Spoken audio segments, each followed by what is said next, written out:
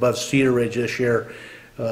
You know, we had 12 houses burned down and 4 people, you know, none of that. So that's our responsibility, make sure you're getting good, accurate information and you know where to go to help if we need you, so. Thank you for that.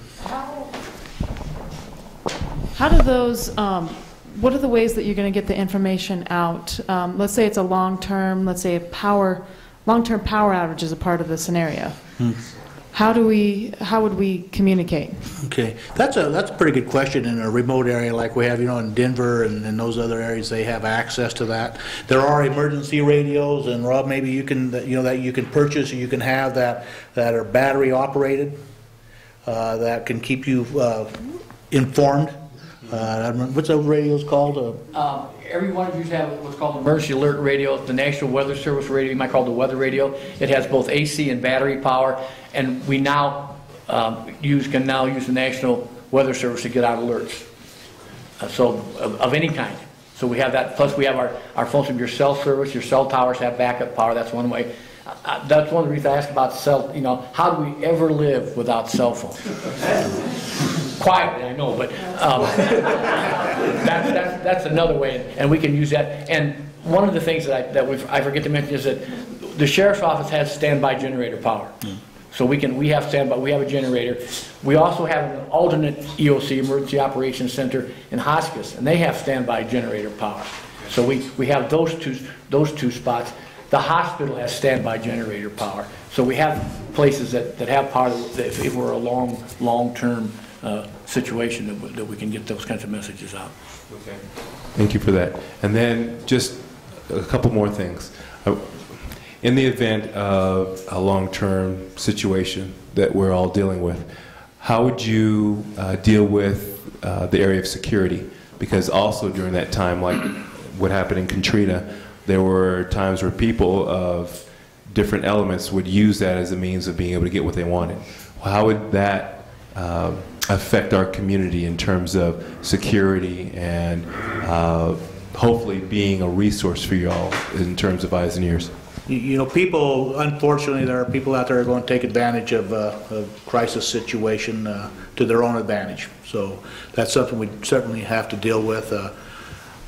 You know, Scott's department, my office, we're pretty limited on the number of people that we have on our teams, and probably other situations are going to be evolving and happening at the same time. You know, we're going to have a regular criminal law to take care of. So it goes back to knowing our neighbors in law enforcement, reaching out. You know, it depends on how widespread this is, but being able to reach out to the Montrose people and being able to reach out to Grand Junction, to agencies that have more personnel, through the Sheriff's Association. You know, I could probably get 50 to 100 deputies here overnight if the roads are open under the right circumstances. So it'd be knowing our neighbors, knowing our resources, and being able to call them when they need them. So we would definitely have to provide security. There would be issues without a doubt once the power is down and things stay dark, and people see advantages that they can take care of. So it would be an issue. So would you, you know, we've all heard of the neighborhood watch and things like that. In a long-term grid down situation, is there a plan to actually, like in the Old West, deputize, or I'm not thinking of truly deputizing, but you know what I mean, creating some community watch groups who are kind of enforcing the security that you guys would be providing? Go ahead. That's definitely a plan, yes. We do have that plan in place. Simply is the officer that might be out trying to help somebody get their furnace started or something like that, we would relieve that officer and have them do the security. But in place, I would have, there's several retired officers here. There's ex-military people that's done security. I'll tap that resource, and they can do what the officer was doing while the officer's out doing their normal duties and doing security.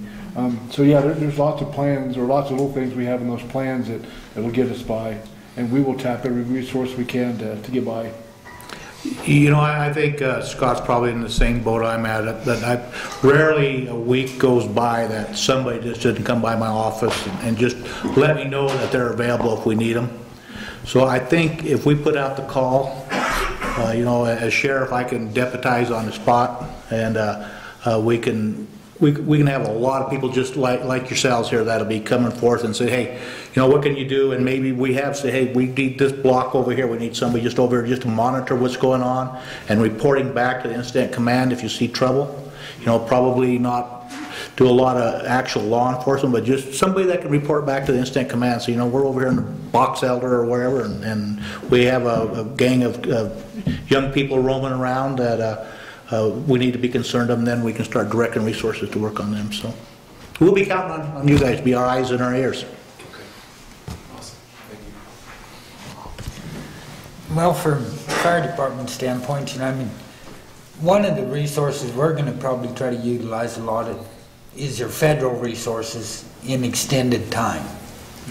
I mean, I know that Delden, Hawks, and Cedar Edge, and Crawford, all the fire departments would assist us as well as possible, but depending on how widespread it is, if they're also taxed, we'd be looking at a lot of federal resources and FEMA. And whenever I worked for FEMA, you know, I got pretty familiar with the resources available.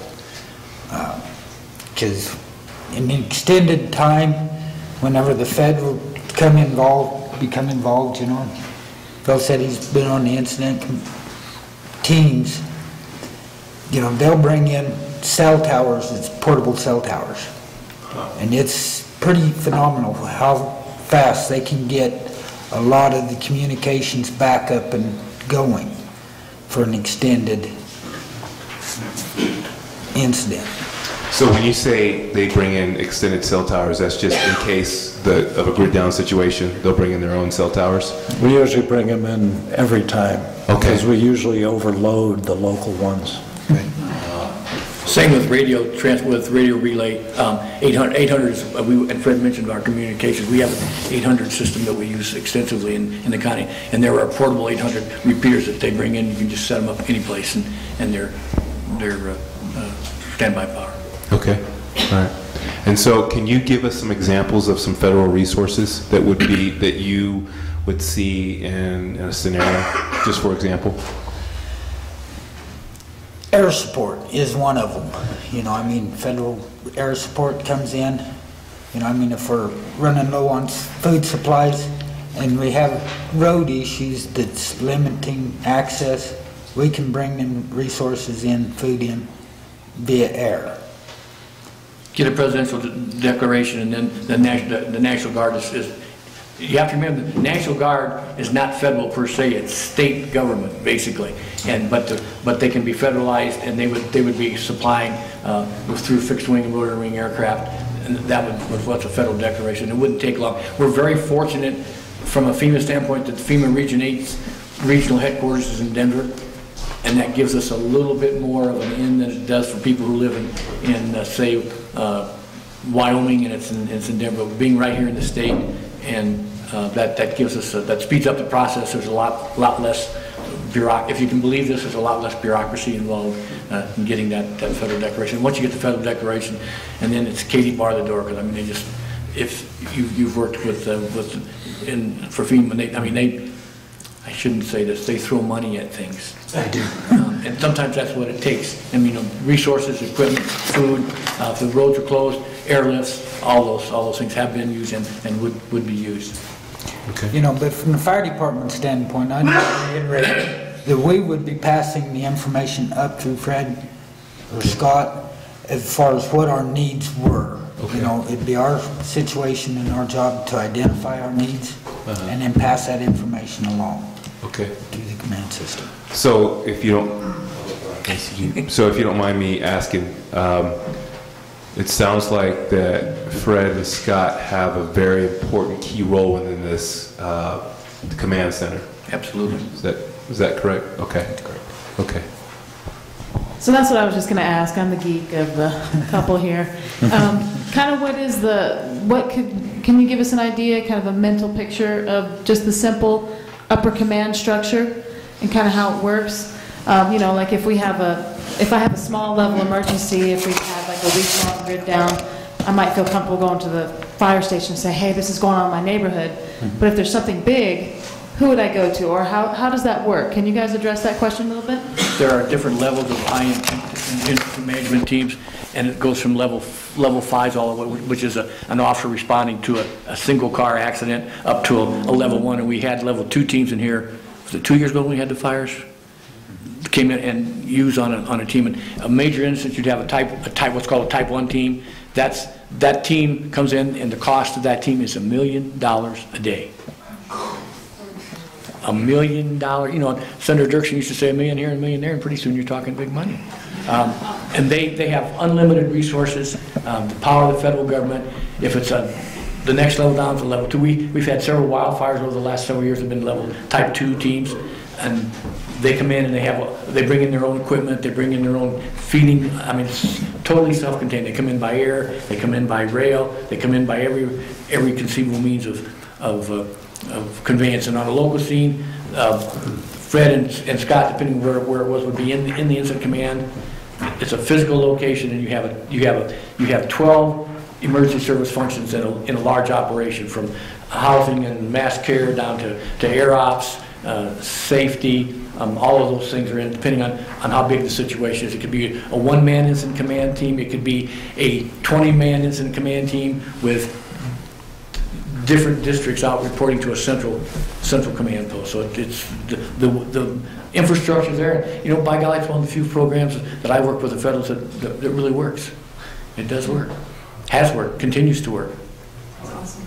And locally, there's going to be on the town hall, on a major incident, or also the fire department will be manned with people who will have information for you. So if you have any questions, the fire department will always be a good place for the town hall. We've done that during the, what was that, the fiber optic cut, when cell phones and 911 was down for a while. We actually dispatched out of the fire department and town hall both. And so people could come to us and we could give them the information, and we could relay information if needed for them. Lots of different plans. Okay, thank you. And then, Robert, with the fire department, are you done with sharing what you had to share? I wanted to make sure that we got all your information. Yeah. Okay, thank you. Barbara, what about you? I'm sorry, I don't have a very glorified position. I don't get a point person. You know, my job really doesn't change. I am support staff for whatever they need. Okay, all right.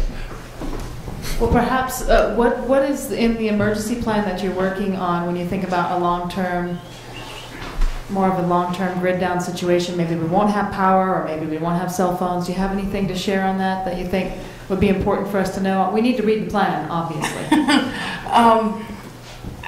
You know, basically I'm either going to be dispensing information or you know, connecting, you know, one entity to the other, or, you know, making sure that, you know, resources get from A to B. You know, I'm more of a hub type as opposed to actually making